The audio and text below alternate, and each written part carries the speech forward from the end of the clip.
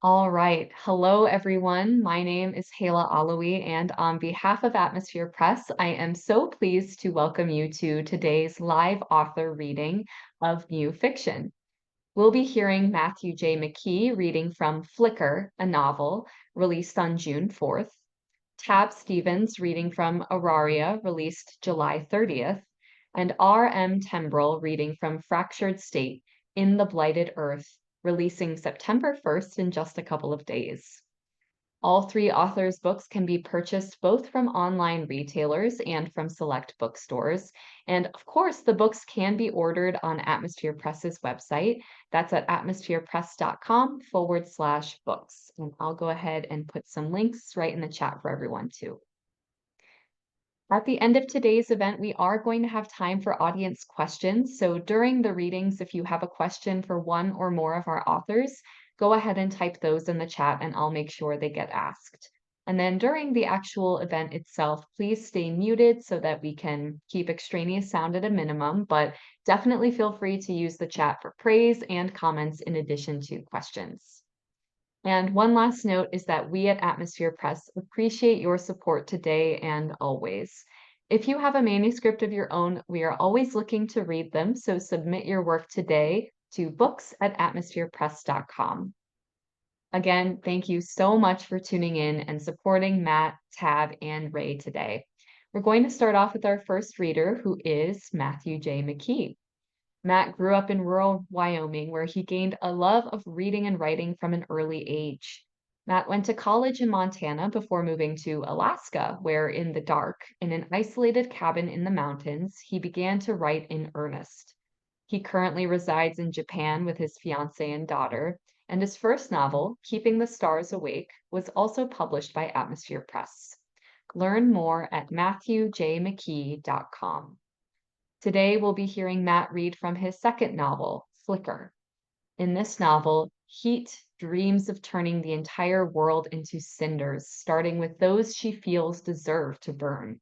She becomes a firebrand, determined to awaken her decaying city to her truth.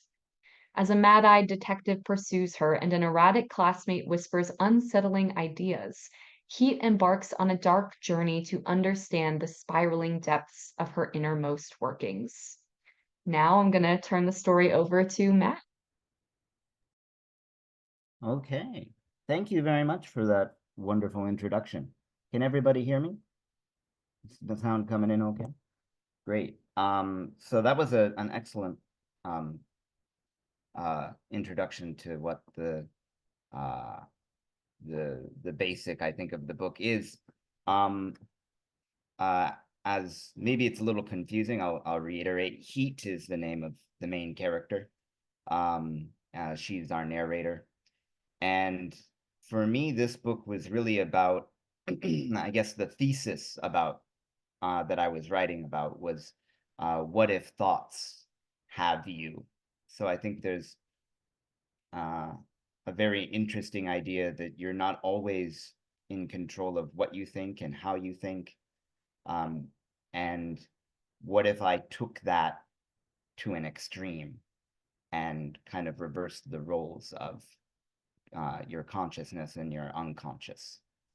And so I'm kind of going to start with an early section of the book that is a long bit of narration of Heat describing her philosophy, which is kind of intrinsic to the whole thing. So here we go.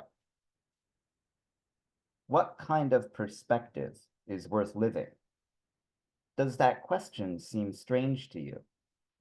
Does the way I narrate, does the fact that I use the word narrate to describe my existence seem strange to you? You, dearest readers, might think so, and might even think my speaking to you now is strange. But for me, it's the perspective most worth living. I feel better looking at the world that way. However, it's not about if I feel good, but the way the ground moves under my feet. It's about feeling as in the sensation of touch. It makes more sense that way. When I think about rocks and skies and space and suns, the image overwhelms me. It feels like a seasickness, like reality is all a tumult and stillness and wholeness is just a mirage. Which, it is. Everything is moving all the time on a molecular level, not to mention on a generalist physical level. We're moving all the time, too. We're molecules in motion, hurtling through space. But I can't sense any of that. So if it makes no difference, I'd prefer to solidify the image of stillness and have the world I think I see match the world I walk through. Thus, I prefer to think I'm a book. It all holds together better if I think of it as paper, glue, and ink. If I'm a book, then all the rumbling beneath the ground ceases. Truth becomes one volume. I have a Mr. and Mrs. Author and Publisher, respectively, a stage pre-made for me to dance on, and a cast of other paper pulp puppets to dance with.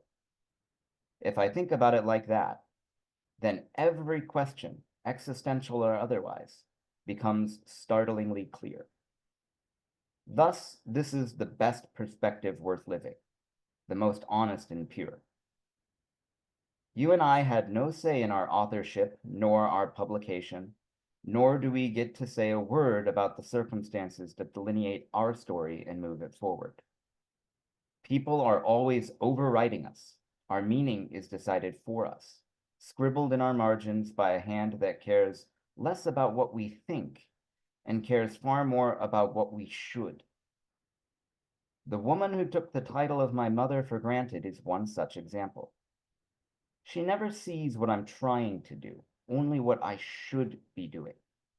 This very morning, she felt the need to loom over me and critique my cooking the entire time I was making breakfast, as she has most mornings since I started cooking breakfast for myself back in elementary school. But not once has it occurred to her to teach me how. Oh, and how often I've wanted to explain to her that this book that I am needs to be filled before she can expect it to read well. But if I picture myself as a person, then everything would be shot through with a dizzying amount of self-questioning and inquisitions as to who, what, where, when, why, which, and how. You'd end up being like my father, always, always questioning the reason, the validity, the understanding. Why can't you? He always asks. Why can't you just do what your mother wants, what your mother says, the way your mother likes it? As if I had an answer, as if I should have an answer. But when I say, hey, I'm just a book, then as a helpless novel not of her own making, I'm just doing what Camus recommended and imagining Sisyphus happy. So that was the first section that I wanted to really expound and lay out, because I think that that's part of the fun of reading novels is you can invest yourself into the book that you're reading. And I think it's also a lot of fun when the book invites you to insert yourself into the story. And so by breaking the fourth wall just a little bit in this kind of very narrow frame, by shifting the character's own perspective, I'm inviting all of the readers to consider themselves witnesses to what's going to happen throughout the book. And that's kind of an exciting thing for me. I enjoy when books are more active like that. And so I wanted to have a kind of back and forth between the reader and the characters. And Heat is one of, in my opinion, and I'm biased, of course, is one of my more sublime characters. She's very wordy and very sharp, and that leads to a lot of fun and interesting self-investigation. The next part that I want to read and you'll let me know, Hala, if I'm running out of time, is farther toward the end of the book, where we get a more of a touch of horror. And horror for me, when I was growing up, when I was reading lots of Stephen King, um, lots of Michael Crichton, and these kind of what people back then would have maybe called truck stop horror novels, which I don't think is a fair um, thing to say, um, because I think there's a lot of power in the horror genre for making you think about how you would react. What would you do if these kind of impossible things all of a sudden became possible? And so for me, horror was a great vehicle for revealing character, for revealing um, the inner workings of people. So we're gonna get to the end of the or near the end of the book where the horror becomes more pronounced. So the first reading was page 14. This is page 173. Here we go. Hello, Heat, said the tiger, sitting beside my house's mailbox, its tail aflame, flickering like a stove's pilot light, its burning eyes the same shade of mesmerizing blue.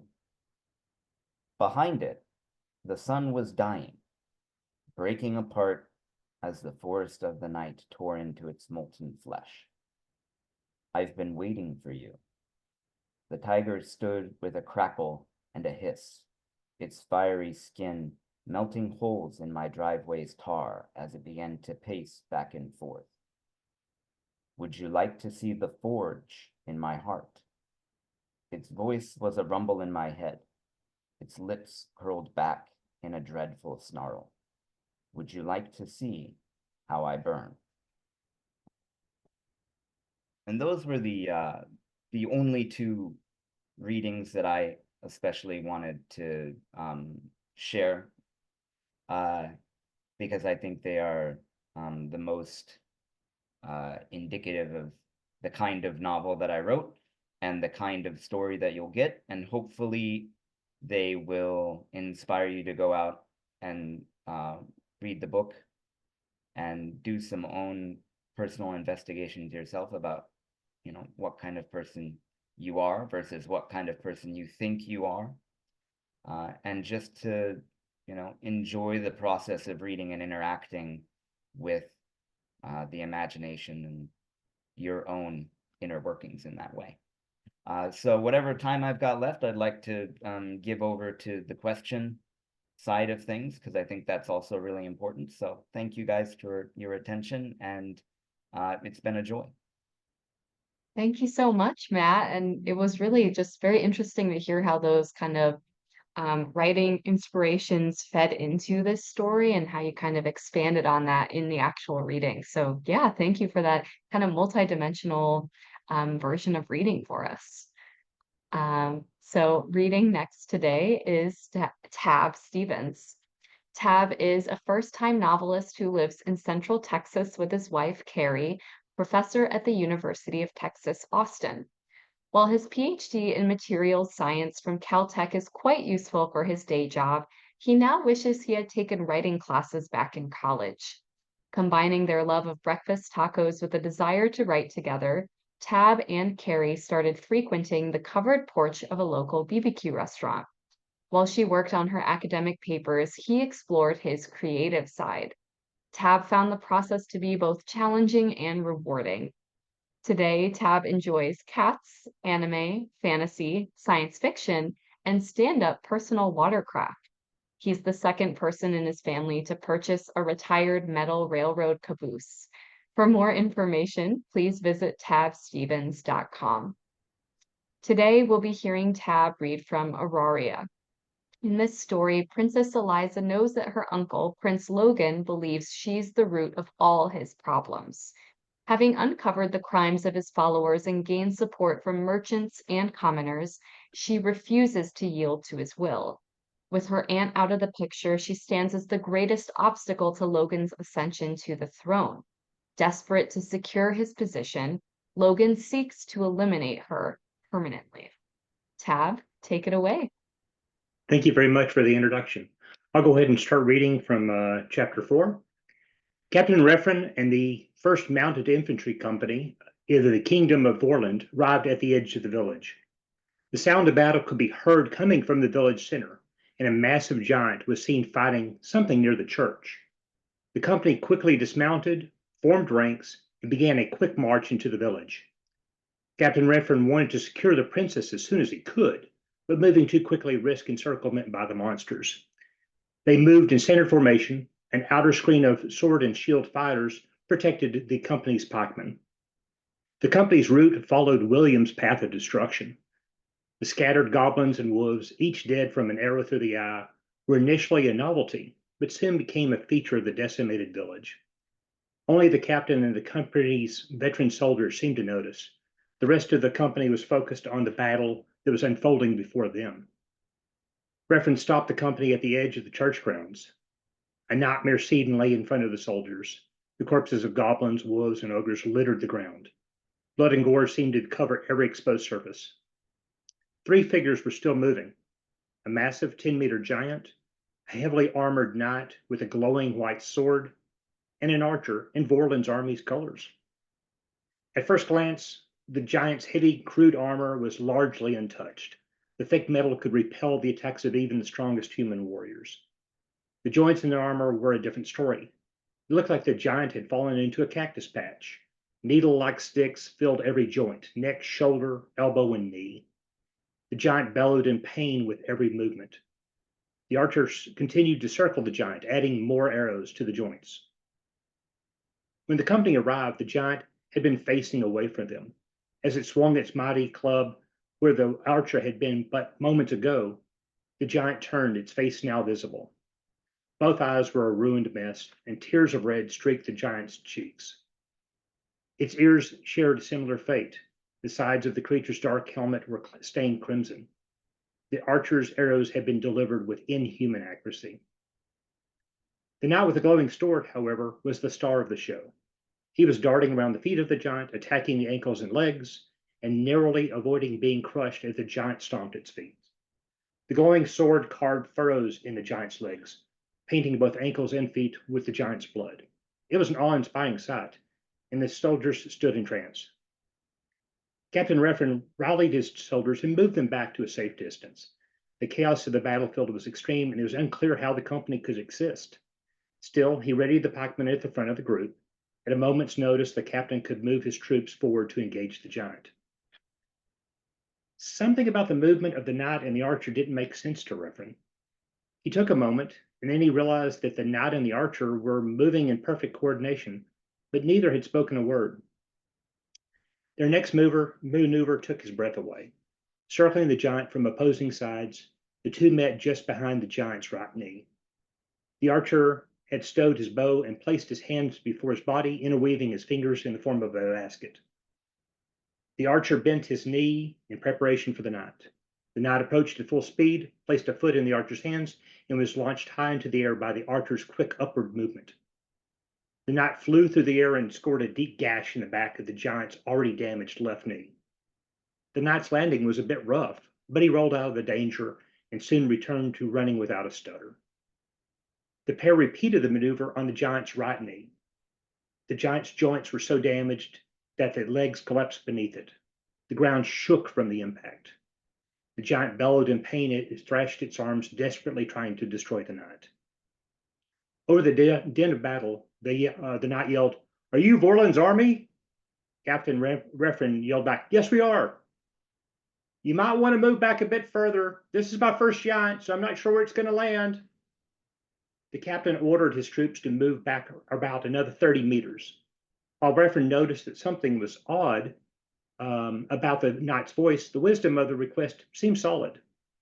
The knight and the archer performed the aerial trick a third time, launching the knight at the now reachable giant's neck.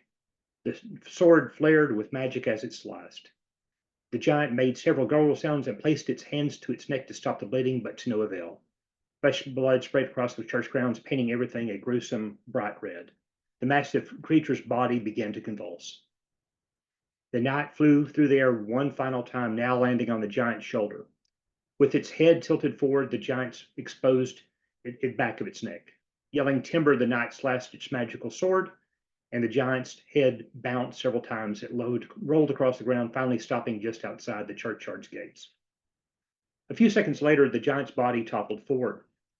The knight remained on the shoulder, finally jumping off just before the tremendous impact shook the ground. After a graceful landing, the knight flicked his sword clean and sheathed the blade and began walking towards the captain. Refren moved to meet the knight. Covered in the blood and gore of the giant and the other fallen foes, the knight looked like an avatar of a dark god.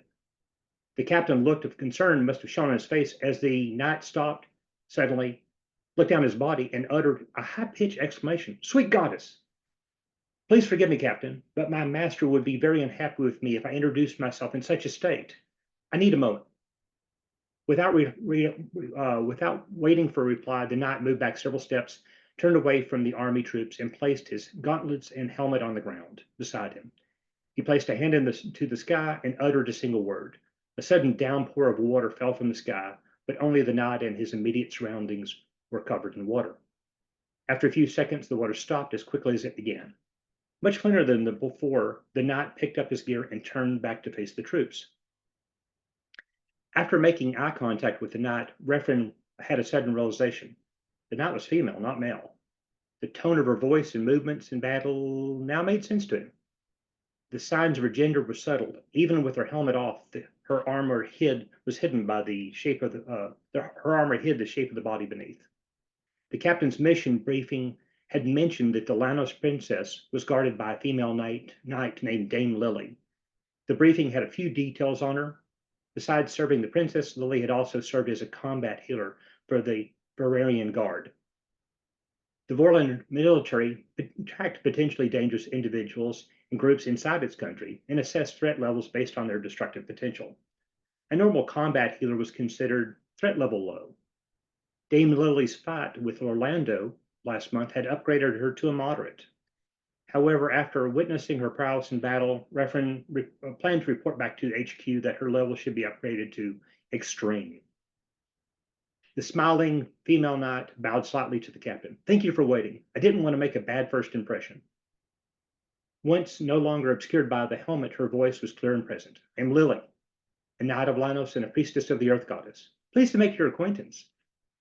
There was an audible gasp behind the captain as the rest of the troops realized the gender of the knight. Refren turned his head and glared. His men went silent. He turned back to Lily. "I am Refren of the 1st Mounted Infantry Company. Welcome to Vorland, Dame Lily. Rest assured, meeting you has been memorable." He gestured to the giant's head, lying several meters away. Lily responded with a mildly sheepish grin. "I need to check on the church." "Understood. My troops will handle the mop-up actions. I need to give them orders, and then I will be right behind you."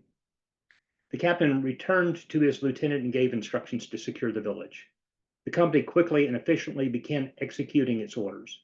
By the time Refren finished, Lily was on the church steps next to the scout, William. Gathering a small group of guards around him, Captain Refren moved carefully towards the churchyard to meet the pair. The scout broke a piece of fruit in half and shared it with the knight. "Ooh, this is so good!" exclaimed Lily. William's voice was too quiet for Refren to hear, but Lily responded by shoving him and laughing. "What do you mean? That only counts as one. Did you see the size of my giant?" William responded.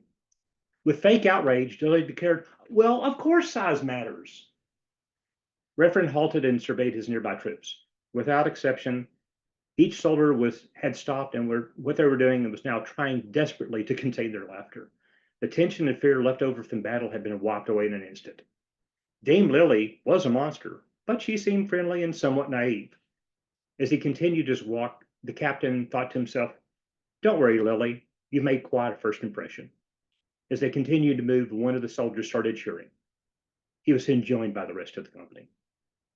And that's a little bit short on time, but that's pretty much what I wanted to read today. So thank you very much for your time. Yeah, thank you, Tab, and thanks for kind of giving us that drop-in experience with those characters. I feel like we really got some personality with that, so that was great. So our final reader for today is R.M. Tembreull.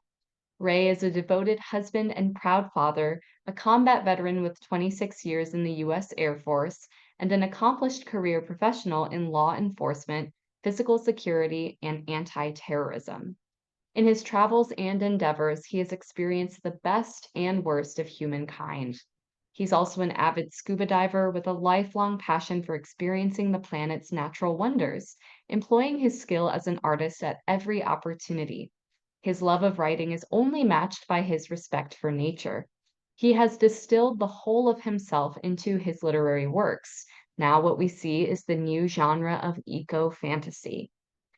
Today, Ray will be reading from the book Fractured State. Chaos, the Destroyer, has launched his most aggressive and expansive campaign yet. His objective: initiate the Great Cascade and bring about the discordant on Earth. His target: North America, where the chaotic flashpoint within human civilization has occurred, in Texas. In Fractured State, the reality of existence on Earth is reinterpreted, where all living things are seen as the children of a sentient planet. If our world could feel, would this change how you perceive it? Let's hear more now from Ray. First, I have to find my mute button. All right. So thanks for everybody's time tonight and coming on. I know for some of the folks on the East Coast, it's late. So I got two readings today. I'm kind of going to do it similar to Matthew.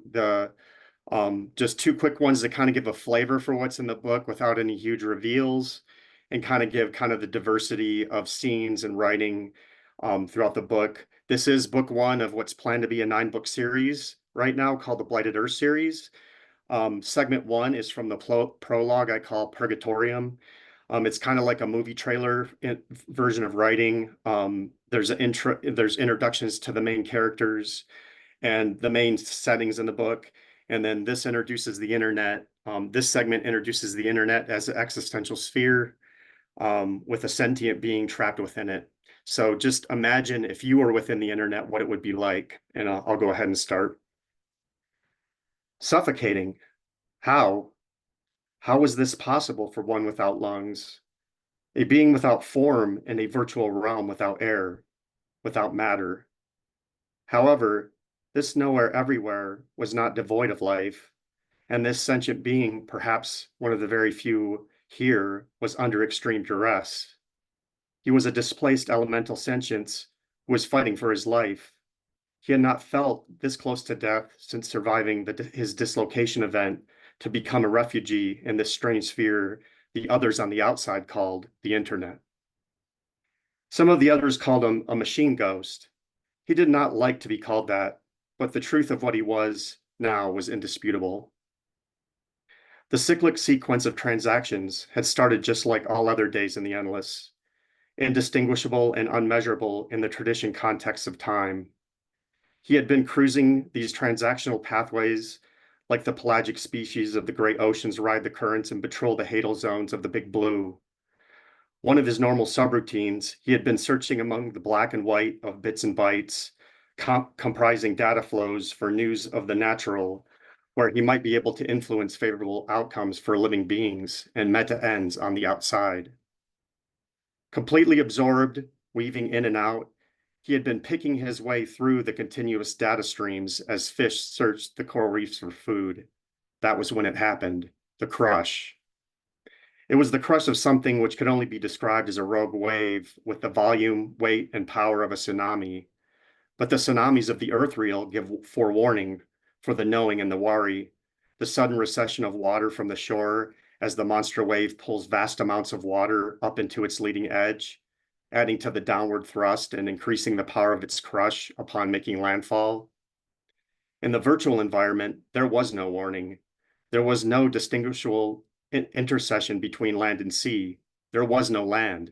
There was no sea. The Bombora was not blue or green or aqua, but gray, and it had broken hard over the cascading transactional substructions the machine ghost was moving within. Worse, Unlike its sister phenomenon in the earthreal, this fluid mimicking hammer of digital liquidity possessed an imbued intent, replicating malice with an inherent hostility of someone seeking to hurt another badly, to maim and dismember, to crush. The torrid gray wave hammered the inner versus black and white, which provided the clarity and definition separating fact from fiction, truth from lie, and reality from fantasy. It splintered and fractured foundational information and important messaging. It shredded all before it, rending apart the critical source code regulating data repositories as it deluged the information canals and pipes of the digital interverse until mechanisms for knowledge transfer became fragmented, incomplete, and muddied. The swath of virtual destruction left the handholds, latch points, and breaches for data manipulation sequences and knowledge corruption algorithms to take root with gray, gray, gray.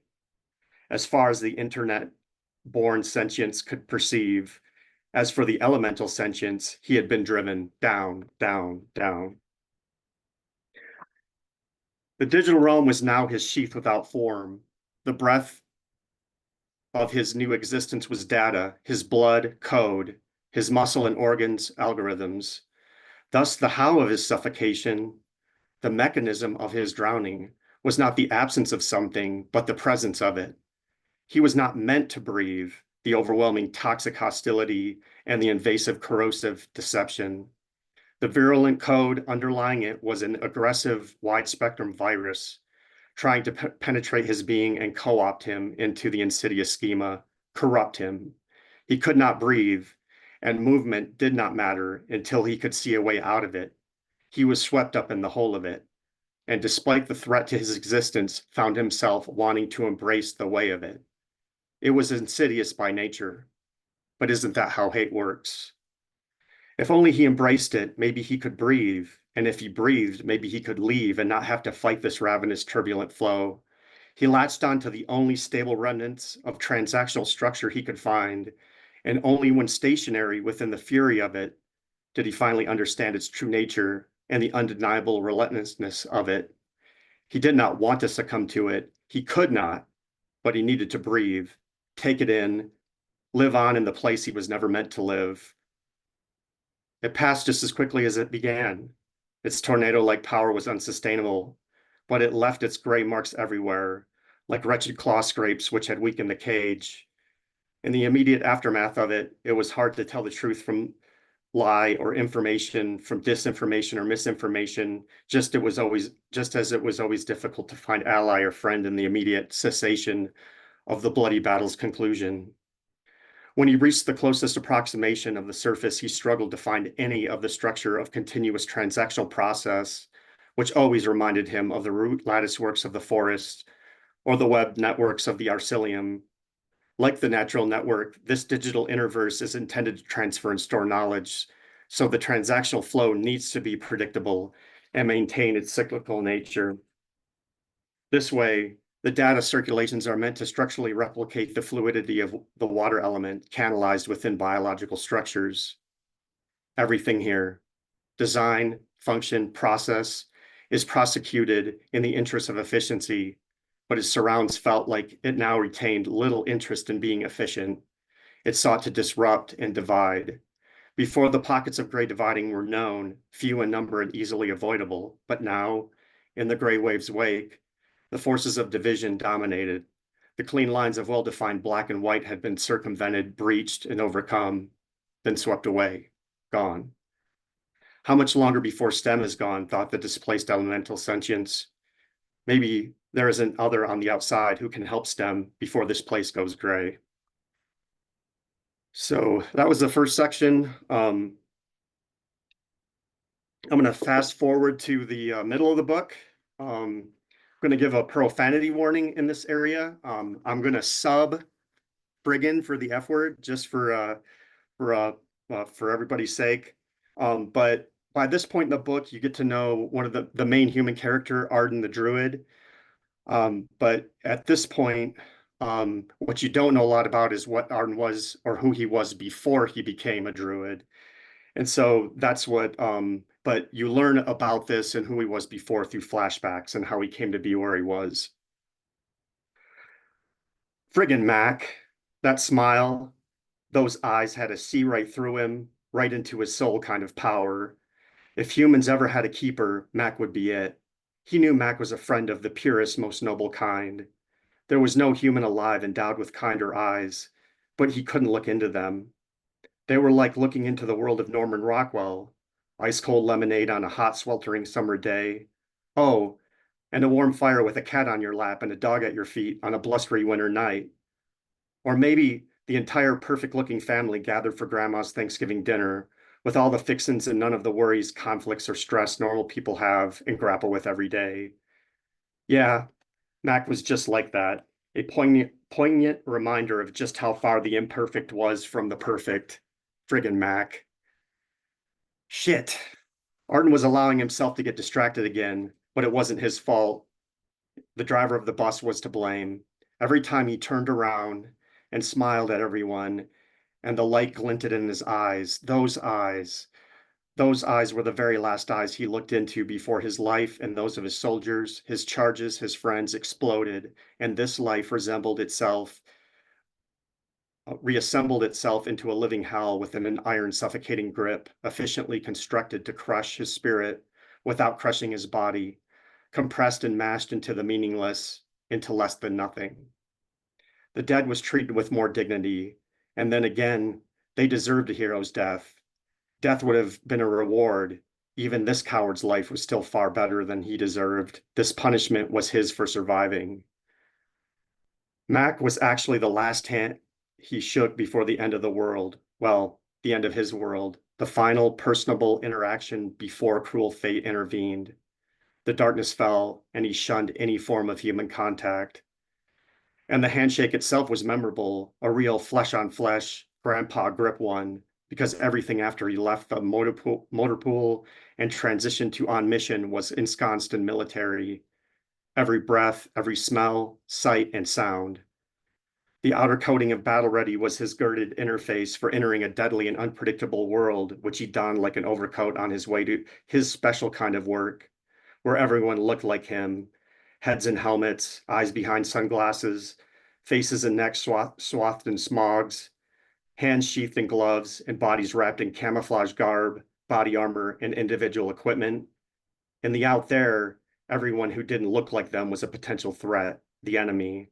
His band of brothers and sisters armed to the teeth with sidearms, assault rifles, and turret-mounted 7.62 millimeter M240 Bravos, and the Ma Deuce, the almighty 50 cal thumper.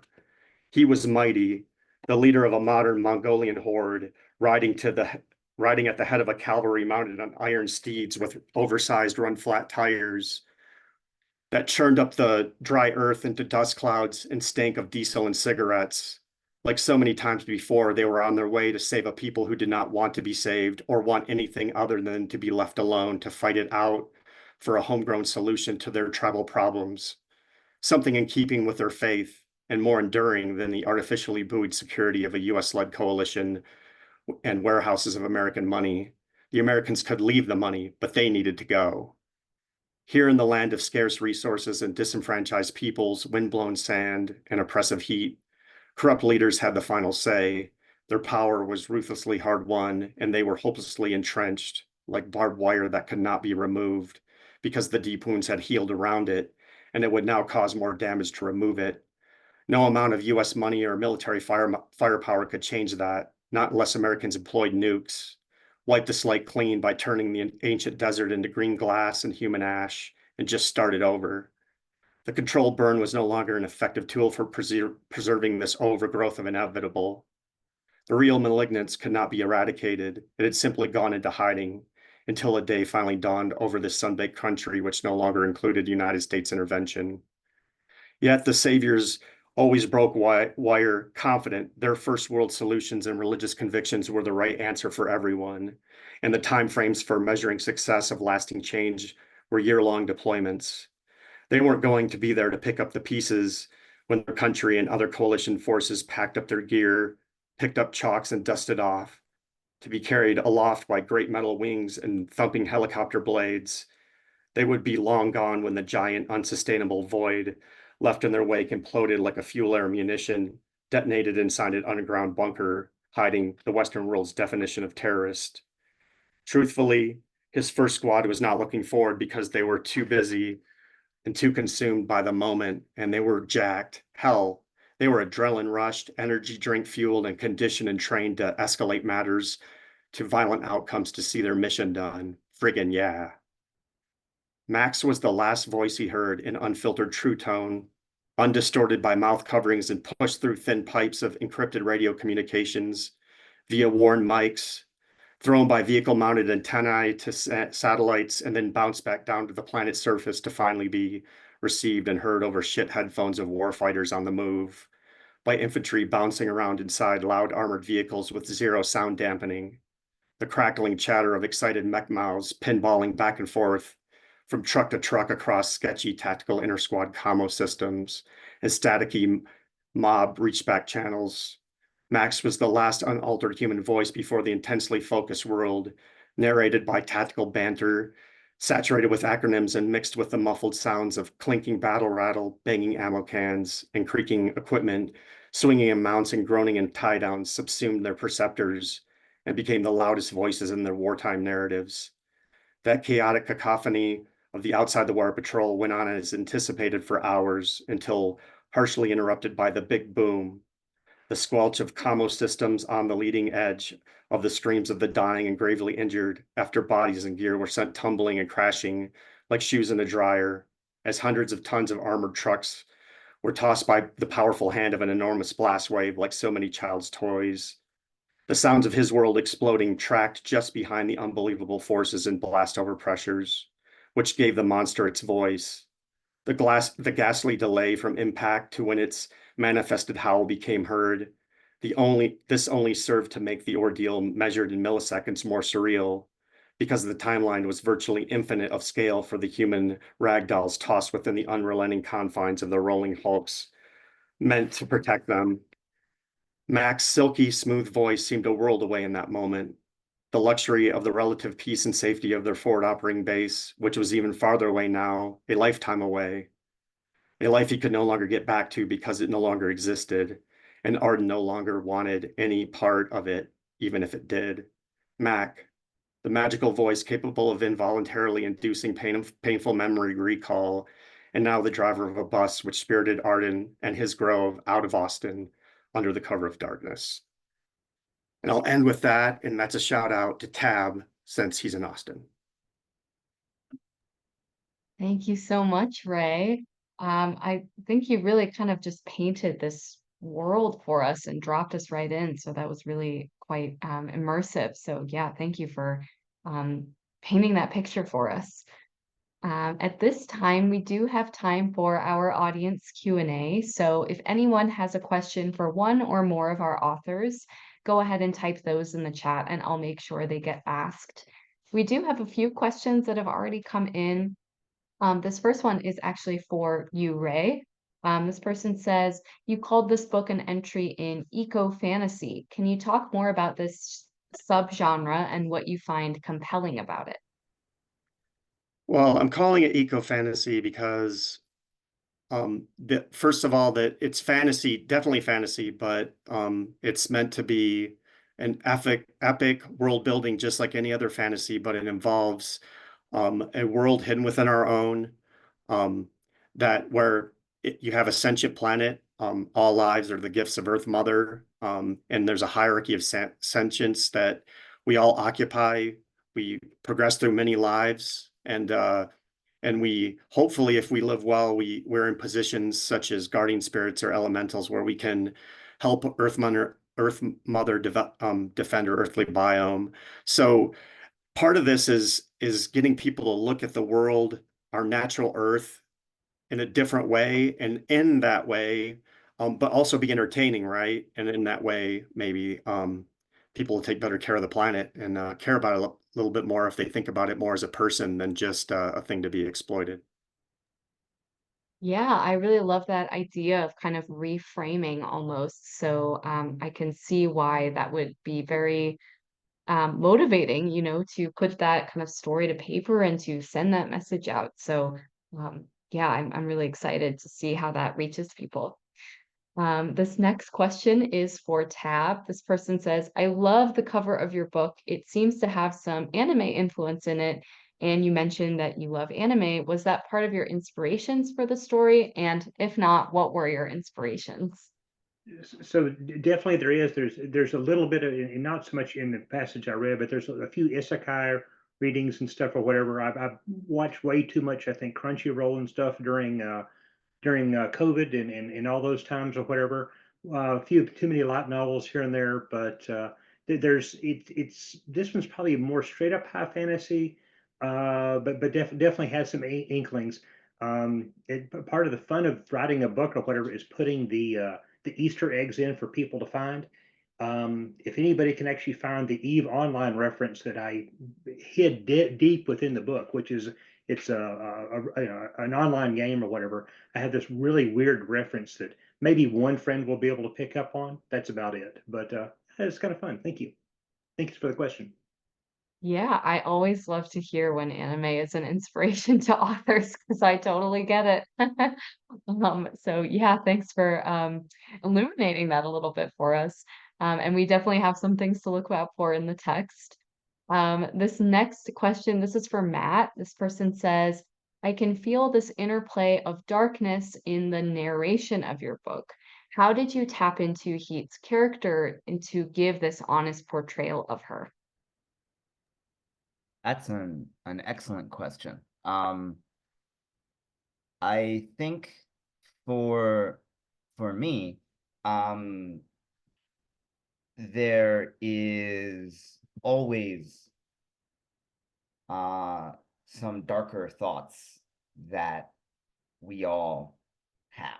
We all have, I think they're commonly called intrusive thoughts, where you imagine yourself doing something and then you go, I actually can't do that. That'd be horrible. That'd be so mean of me. And for me, if we're talking about things that are like influence, being in Japan, there is a lot of anime, but there's also a lot of these older Japanese literature giants who wrote in the I novel genre, which is kind of using your own self-hatred or your own despicable nature in a way to inform your characters. And the master of that was Dazai, Osamu Dazai. And he wrote a book called Schoolgirl, which is very simple. But while that's kind of a tangential influence, just the idea that you can take your own negativity and channel it somewhere else. And I used a lot of that for making the character Heat. Just having that kind of taking those thoughts that you'd never actually make an action on and writing them down and putting them somewhere and then turning that amalgamation into a character who doesn't know what to do with them either. Yeah, I think a lot of us have some more of that in us than we perhaps want to admit to. So I think it's very, I don't know if cathartic is quite the right word, but there's something very interesting about being able to engage with that, and also on our side to be able to read that and kind of try to put ourselves in those shoes or to really understand that. So it might not be as hard as perhaps we think it should be, but yeah, thanks for that really in-depth answer to that and a recommendation for more people to check out too. This question upcoming, this is for all three authors. This person says, have you learned anything unexpected about yourself as part of your writing process? So maybe if we could go in the reverse order. So Matt, starting us off with this one. Something about myself in the writing process. Yeah, I think while writing Flickr especially, I like fire. Like I didn't I didn't much think of myself as a pyromaniac in any kind of sense of the word. but the more I was kind of researching how fire worked and how integral fire was in the human psyche and in the human world, um, it really drew on a part of myself that I was not necessarily originally aware of, which is like fire is cool, but also very dangerous. So that was a, maybe a little lighter touch there, but yeah, that I have a lot of love for fire, and I didn't know that before. I have to say I am I think that's unexpected. So yeah, I can imagine coming into that must have been its own experience. Tab, what about you? Anything unexpected you learned about yourself through the writing process? So just my normal life or whatever is very scientifical, technical. I work in a law department, not an attorney, but work with a bunch of attorneys. So all of the preparation I do there is pretty straightforward, and it's not that it doesn't require deep thought or whatever to construct arguments and things, but it's much more linear. What I found about the writing thing is I did my normal thing, which is have some Excel spreadsheets, have things figured out, start writing, and then I go, oh, wouldn't it be cool if somebody did something? And then you have to go change every instance in the book to do stuff. So just that entire iterative nature that the creative process brought, it was kind of fun and exciting, but at the same time, it's like how many instances did that person do X or whatever that you didn't have to go change? So that was it was fun, but also kind of exhausting a little bit. But I guess that's it for me. Thank you. I have definitely been in that position. So um, I feel like there are so many similarities we have through this whole writing thing. So it's just so fun to learn. But what about you? Let's see, we heard, oh, Ray, yes, you haven't answered this one yet. What have you, or is there anything unexpected you learned about yourself as part of the writing process? Well, you hear about the gloomy writers or whatever, depressed, but I can tell you that I'm I'm more of an empath than I thought, like in part of writing, right? When I'm writing the part of the book that's fun and then things are going well, it's like I'm in a good mood. And then Fractured State is pretty heavy because it's a setup for obviously a lot of bad stuff, and it's got a lot of real world events in it that were going on at the time, which are pretty dark. And I mean, it brought me down. I mean, it's like you go with the highs and lows of your writing. So I learned that you can't be immune to that if you're going to really put yourself into something. And then secondly, the weird thing for me is I'm a visual artist first, so I really love writing the action scenes. I really like writing things in the flow.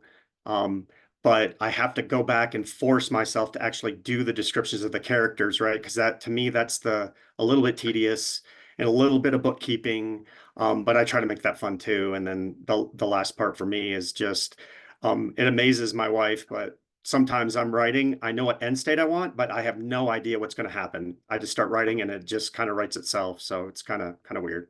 Over.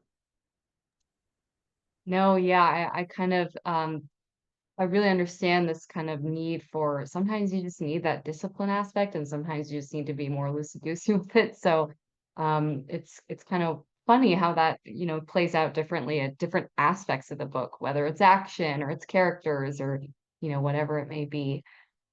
We've got one more question. This is our last question, another one for all three of you. What are you planning to write next? Tab, do you want to start us off with this one? So basically, at the end of this book, I'm trying to do the continuation into the next. Plans have been made or whatever, and chaos will ensue. So if you end up like the first one, actually, my mother-in-law was asking when the next one's out. And I'm like, give me a minute. I didn't need a little bit of time, but it's fun. Thank you. Yeah, it's the age-old question, right? Versus when is the next book coming out? Awesome. Ray, what about you? What's next for you as a writer? Um, well, the next is book two. Well, I'm working on a novella right now that's that I expanded from a short story in a previous book. So I'm working concurrently with book two. But what's weird about Fractured State is I had to go back and write that after I'd written kind of the two books, 2, 3, 4, and part of 5. And then I realized how I could start the series. So I already have a rough manuscript, so I'm refining book 2 right now. But it actually occurs on a parallel arc with Fractured State, and it's a whole different character arc with whole new characters. So it'll be so expect the unexpected when book 2, Long Leg from the Blighted Earth, comes out. I'm expecting it to come out next year. Okay, yeah, so not too long for us to have to wait. And then Matt, closing us out with this one, what is next for you as a writer? I have been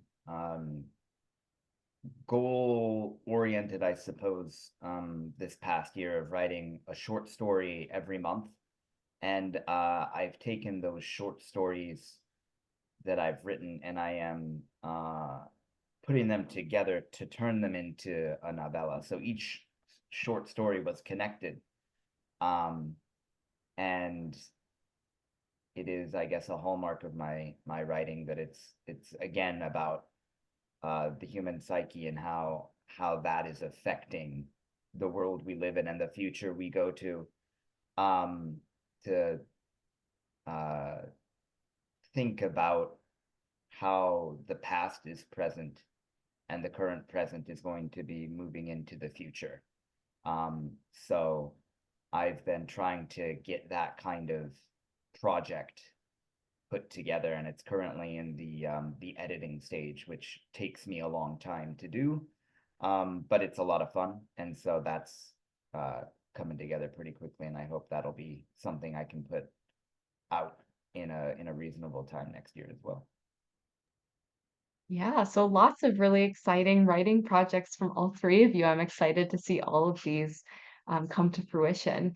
And I also want to say to all three of you, thank you so much for being here with us today, tonight, or this morning, wherever it is that you're tuning in from. It's always so wonderful just to hear these books brought to life in the voices of their own creators. So, on behalf of everyone here, thank you so much to Matt, Tab, and Ray for being generous with your time and your words today. And thank you to everyone in the audience also for joining us and helping us celebrate these wonderful authors. Don't forget that you can order Flicker, Auraria, and Fractured State from the links in the chat. I'm just putting them in there one more time for everyone. And please also consider checking out atmospherepress.com to browse our new and forthcoming releases, to sign up for our email newsletter, or to submit a book manuscript of your own. You can submit your work to books@atmospherepress.com and just let us know that you attended today's event. So we'll look forward to hearing from you, but other than that, that's it for tonight. So have a great rest of your weekend, everyone. Hi, baby. Thank you. Hi, Goodbye. Daddy. Daddy have time to feed you? Hmm? Did Daddy have time to